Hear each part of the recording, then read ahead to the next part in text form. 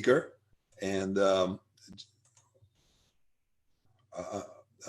Sayegh, let's unmute you. Okay, great. So our next speaker is international transformation coach and strategist, integrative naturopathic physician, master NLP practitioner, and the author of 20 Steps to Your Next Breakthrough on the topic of thoughts and the immune response, how your mental states impacts your health outcomes. My great pleasure to introduce to you, Dr. Jamil Sayegh. Welcome. Thank you so much, Alex, and thank you everyone for being here today with us. I want to start just by acknowledging and thanking all my colleagues for your awesome presentation so far. And Alex, thank you so much for all the work that you do and for putting this together today for us, because this is a really wonderful platform and opportunity for everyone. So let me just share my presentation and we'll jump in. Can everybody see this? Perfect. So we've got, again, as Alex said, thoughts and the immune response, how your mental state impacts your health outcomes. So Alex already shared, just taking 30 seconds, a little bit more about who I am. As Alex said, I'm a transformation coach, naturopathic physician, and everything I do is really devoted to two ideas. The first thing is helping as many people as possible eliminate suffering from their lives and have fun doing it. And the second thing is to help leaders and high performers create an extraordinary life without regret. For almost 16 years now, it has been my biggest privilege and pleasure to help co-create miracles in people's life. People show up and they have their biggest goals, their dreams, health, their relationship, their business, their mindset, and we come together and I help them see their world differently. And when they see their world differently, things look different, and things that seemed impossible before are now doable. They make the changes and their life takes off. And this is my mission, my purpose, and it's what lights me up more than anything else. And so a little bit about what we're going to cover today. I want to comment a little bit about what stress is, what causes it, how it affects your immune system and your health, and some simple tips and strategies you can use to dramatically reduce it. Keeping in mind, I only have about 20 minutes with you, so I'm going to do my best to give you everything I have and bring as much value to you as possible. So the first thing to think about, what is stress? If I were to ask you to look around your home right now and point to things, you point to a chair, a table, your bed, these are things. Now you can't do that with stress. Stress isn't a thing. Now, there's a difference between physical stress, so you're exercising, you're breaking your muscles down, and the emotional side. We're focusing on the emotional side today. Now, that emotional side doesn't exist outside of you. So stress is a response. But if you think about it, we all know people in our lives who, for whatever reason, they seem to be stressed a lot of the time. They seem to get worked up easily. They seem to be anxious easily. And on the flip side, we also know people that things don't seem to bother them too often. They seem to be pretty resilient. And why is that? It's because we all have a different stress response, and stress as an emotion is an internal, it's an inside out phenomena. It's not what's happening outside of you, it's what's happening inside of you and how you respond to it. Does that make sense? Yeah. So now, why stress matters?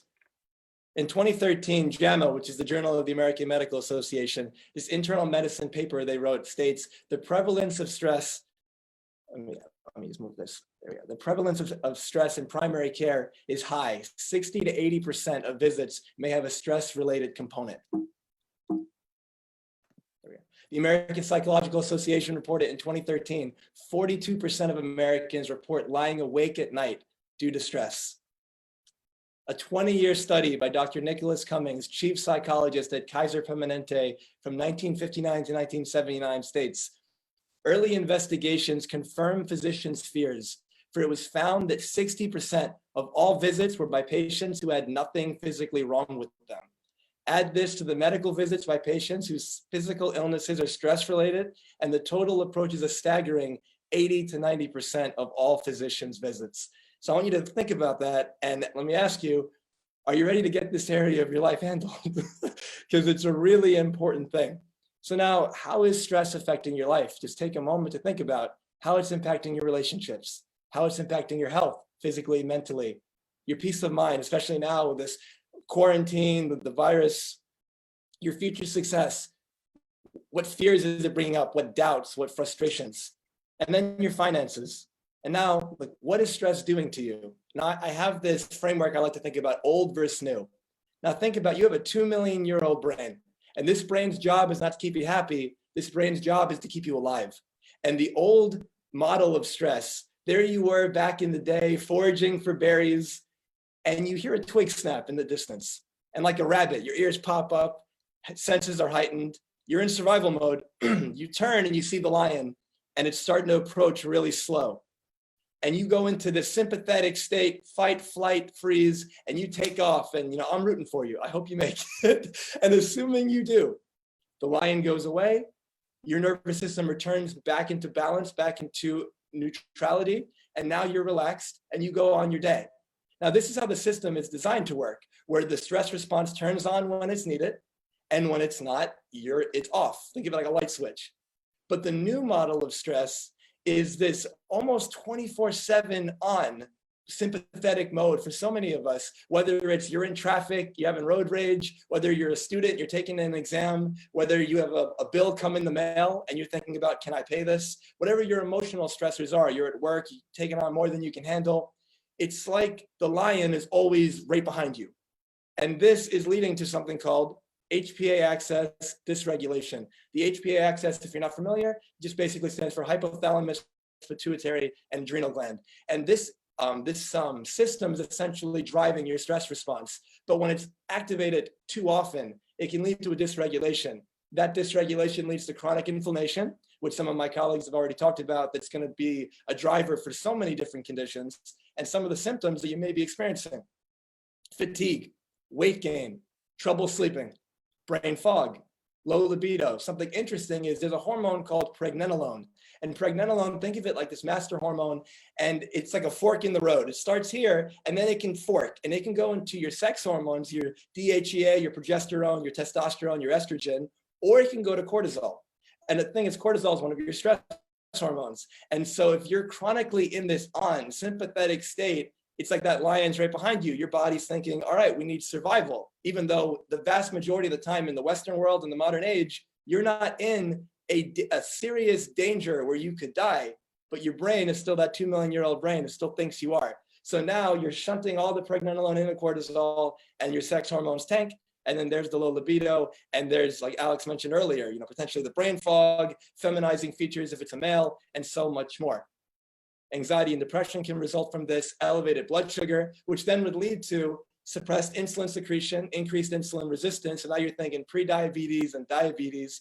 And then it can lead to immune suppression. When your blood sugar is elevated, there's something called the phagocytic index, which is basically the ability for your macrophages, which are kind of like the Pac-Man of the immune system, to eat up the bad guys. And so that ability goes down. And when that happens, you're more likely to get sick. And as I believe, as Dr. Michael mentioned it earlier, this idea that we have an outbreak right now, there's a viral infection going around. And if you're stressed in this new form of stress, which you're essentially creating based on your interpretation, your perception of life, you're going to drop your immune function, increase the susceptibility to getting sick. So this is what I call the anatomy of stress. You have the results that you're achieving, you're attaining in your life, keeping in mind that no matter what you're getting results, whether it's positive or negative. They're based on the actions and the behaviors that you're acting on. Now, what causes that? Well, it's your emotional state. The emotional state you're in at the time will influence the actions that you take and your behaviors. But what's influencing the emotional state? Well, it's your beliefs. What you believe about a situation, what you believe to be the case, will stir up certain emotions in you, and then that will lead you to act a certain way. But what's behind the beliefs? Well, it's your thoughts. And the interesting thing about thoughts don't actually exist outside of your head, obviously. They come and go. And we all have moments in our life where there is no thought. We have moments where, whether we're looking into our lover's eyes, we're holding a baby, we're listening to a beautiful piece of music, maybe we're in nature and we're looking at something that's just breathtaking. And in that moment, our thoughts disappear. In that moment, we're just present. And so our thoughts, if we believe them, lead to the emotional state, which leads to a certain action. What's behind the thought? Your programming, your conditioning, and then the environment ultimately behind that. I'm going to give you a simple yet very common example in this. You have a person, there we go, who's feeling stressed out. And why are they feeling stressed? Well, maybe that's being caused by their being in a frustrated and overwhelmed state. But what's causing that?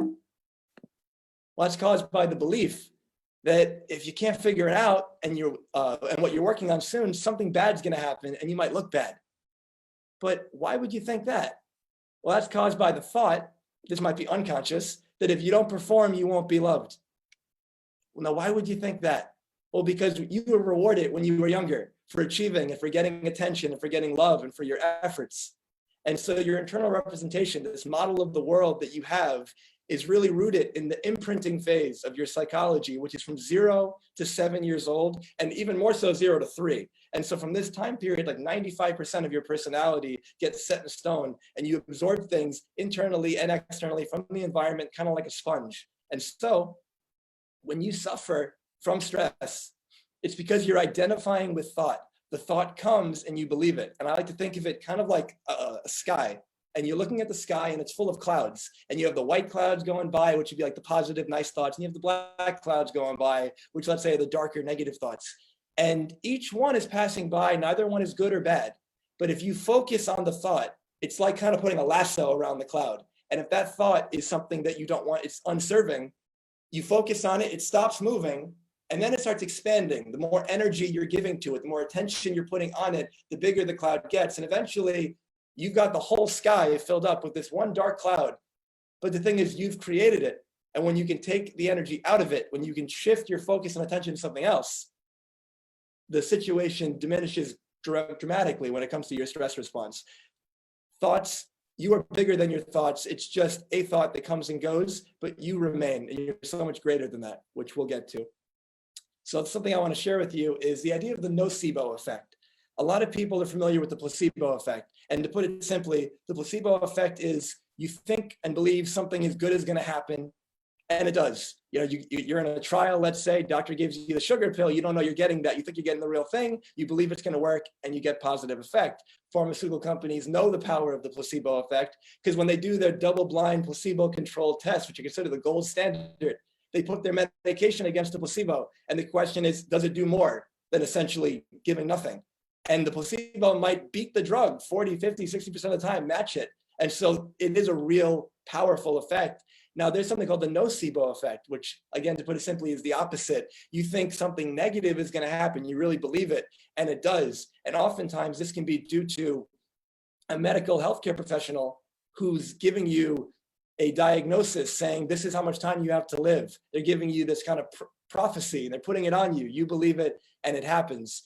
There's a beautiful book called The Biology of Belief by Dr. Bruce Lipton. And Dr. Bruce Lipton talks about this idea that the brain is the master chemist. And this idea that when we think a thought, we create a chemical. And so if you think thoughts of love, of gratitude, of joy, you flood your body with serotonin and dopamine and oxytocin and these beautiful anti-inflammatory cytokines. You feel good, you start smiling, your immune system elevates just by thinking. But if you flood your body, or your thoughts rather, with anger and jealousy and envy and all these other things, you're starting to flood your body with inflammatory stress hormones, epinephrine, norepinephrine, cortisol, inflammatory cytokines. So now your immune system is going to get suppressed. Again, in today's day and age right now, more susceptible to infection. But you're also going to put inflammation on, which if you have chronic pain, it's going to cause weight gain, it's going to cause increased pain, and it's not going to be good. Another book is called The Molecules of Emotion. And this is by Candace Pert. She's a neuroscientist from the former National Institute of Mental Health. And she found out that when you think a thought, a neuropeptide is created. And this neuropeptide will have downstream effects on your body. And she concluded that the body is the subconscious mind. When you think when emotions come up and you suppress them, especially for a long enough period of time, they get stored in the body. And they will cause disease over time. And I've seen this, and I'm going to share 2 examples that are very powerful with you today. Now, there's a powerful study that I want to read to you here. This is from the Journal of General Hospital Psychiatry, and this is a nocebo effect. Again, you think a thought, you believe it, that's negative, and it happens. A 26-year-old male arrived at a hospital after overdosing on 29 antidepressant pills. He was severely hypotensive, tachycardic, and lethargic, a very low blood pressure of 80/40, and an elevated heart rate. He was quivering and respirations were rapid.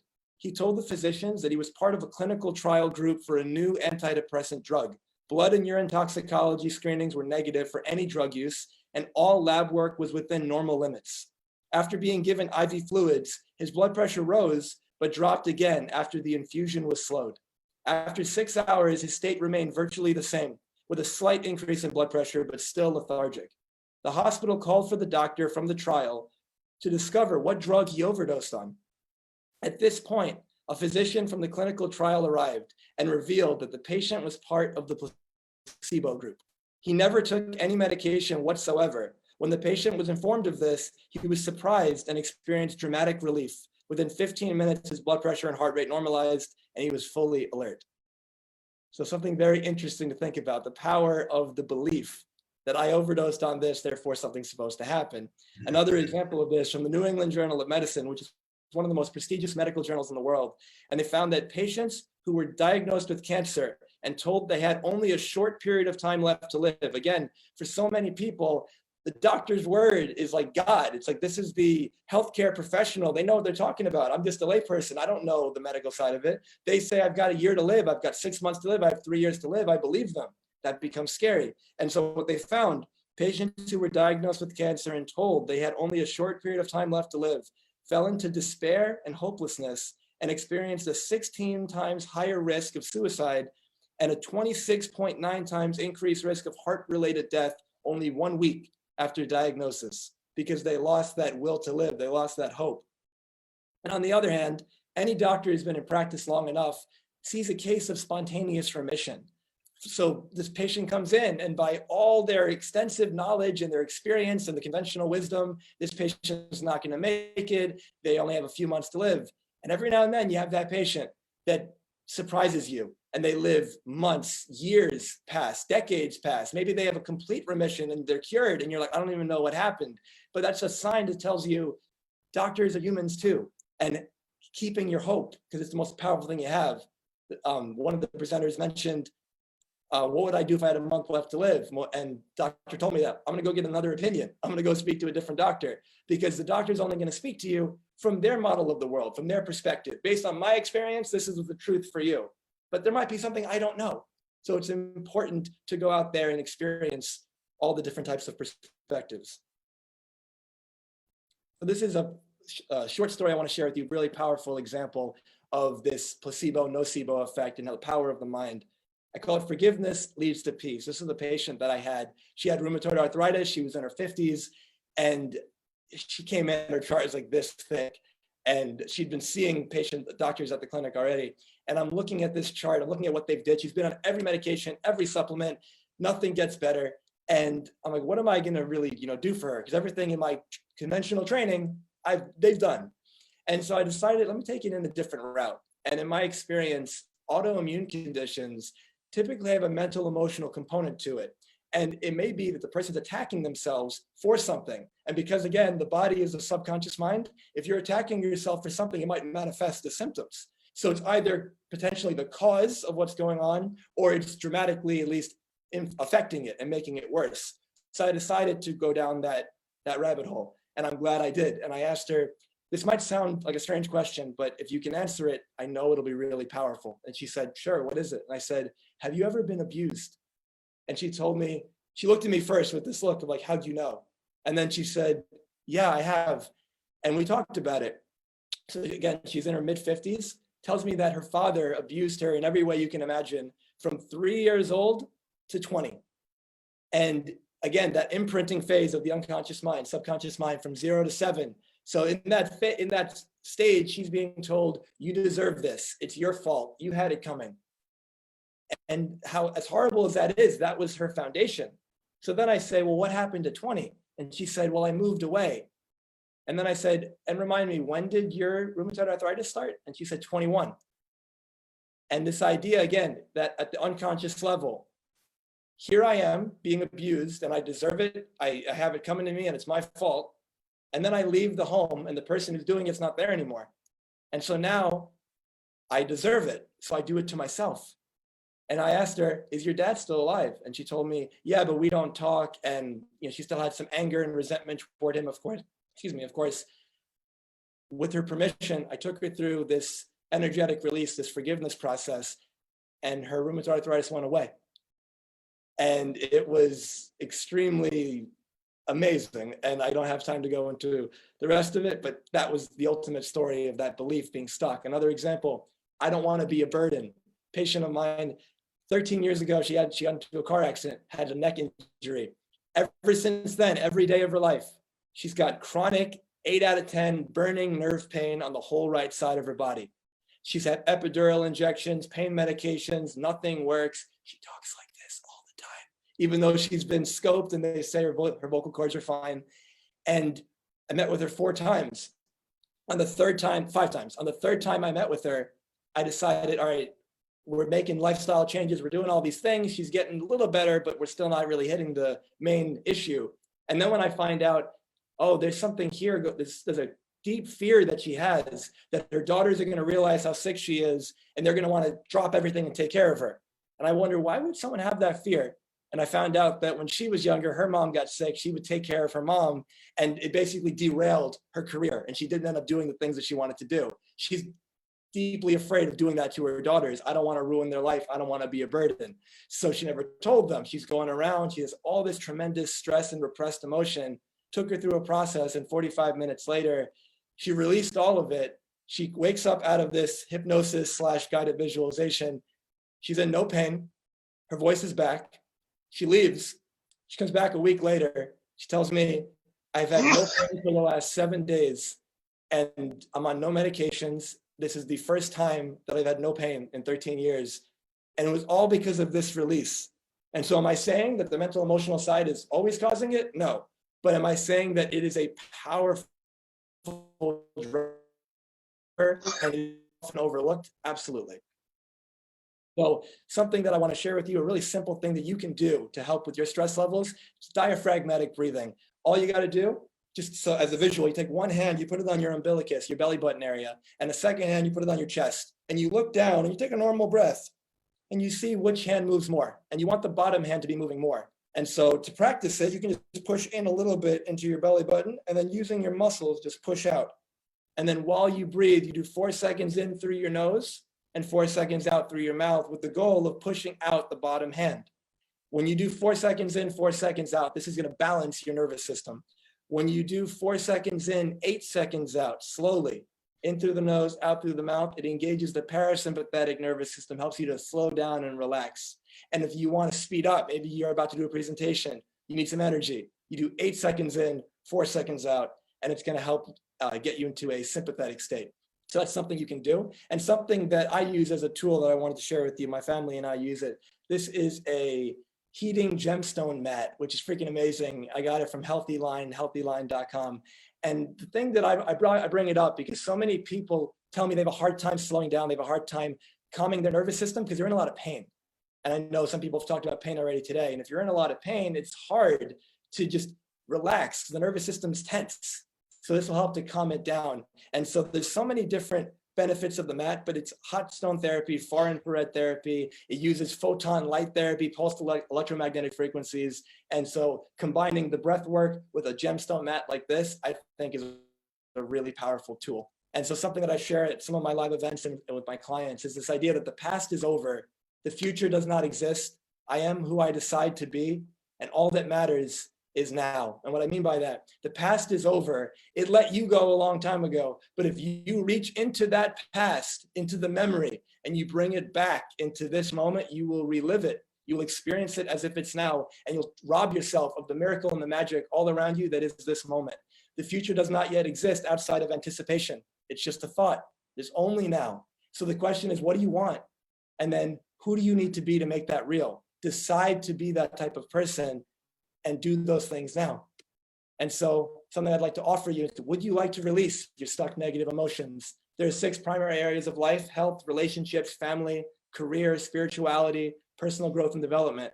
And if you aren't getting the results you want, you likely have an energetic or emotional blockage that's keeping you stuck and that needs to be released. And so I'm a certified master practitioner at a technique called mental and emotional release. And if you'd like a breakthrough session, I'd love to talk to you. We can have a conversation, see if you're a good fit. If this experience calls to you, you can connect with me at my website, jamilsayegh.com, or you can email me. Email's there. Instagram, you can message me in the chat and we'll talk. And I really appreciate your time. Thank you guys so much. Alex, back to you. Jamil, great job. It just so happens that our next speaker won't be available, so we have a little time to spend together with our guests here. And we have Dr. Minkoff on the line. I'll ask him to introduce himself, and we'll do like a little panel discussion here. The mat I actually have, and I love it, especially in the winter. You know, you crawl under a blankie and you put that thing on to like 75, and it bakes you and heals you, and it's pretty awesome. So I love it. Sauna. Dr. Minkoff, welcome. Would you mind introducing yourself a little bit?